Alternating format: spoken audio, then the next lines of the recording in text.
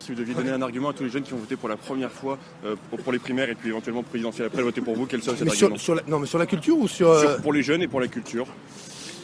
Bah moi je pense qu'aujourd'hui tous les objectifs qu'on s'assigne en matière de promotion de la culture sont...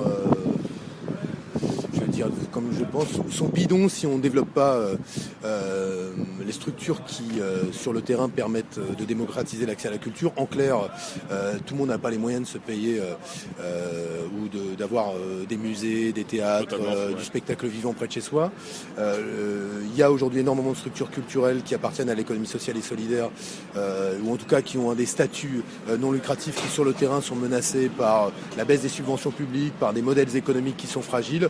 Moi, je pense que tant en termes de fiscalité qu'en termes de politique publique, la priorité, elle doit aller au développement de ce tissu de structures, d'associations, d'équipements culturels qui nous garantissent que la création se fasse dans les territoires, qu'elle puisse être accessible au plus grand nombre et qu'on ne se contente pas tout simplement d'afficher des objectifs théoriques en termes de part du budget qui va au financement de la culture. Ces questions-là sont importantes, mais qu'on ait une vraie politique de maillage territorial. Moi, on parle beaucoup de la désertification médicale, mais on devrait parler aussi des désertifications culturelles, parce qu'il y a aujourd'hui de vrais no man's land en matière de culture, et je pense que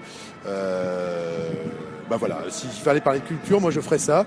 Et ensuite, les 18-25 ans, je leur dirais un truc très simple, c'est qu'il se joue dans la période un monde où on va décider un petit peu de l'air qu'on respire, des molécules qu'on absorbe dégueulasses ou saines, d'un rapport au travail que moi je souhaite un peu plus épanoui que la génération de nos parents et de nos grands-parents, ou même que la mienne d'ailleurs. Et je pense qu'il faut pas laisser ce monde-là se construire sans y participer, quoi. Donc choisissez, quoi, votez, parce que sinon il y a des options qui vont être prises qui risquent de vous désespérer. Voilà. Merci beaucoup, monsieur Hamon. Bonne journée, merci beaucoup. Merci. Les Français choisissent un président de la République de gauche.